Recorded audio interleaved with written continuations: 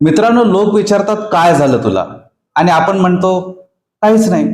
पण खरं सांगायचं तर ते काहीच नाही हे सगळं काही असतं. आपण आय एम फाईन म्हणतो, पण आतमध्ये चाललेलं युद्ध कोणीच ऐकत नाही.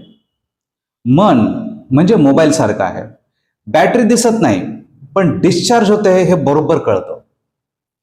फरक एवढाच, मोबाईलला चार्जर लावता येतं, पण मन त्याला ना चार्जर मिळतं ना कोणतं सोल्युशन.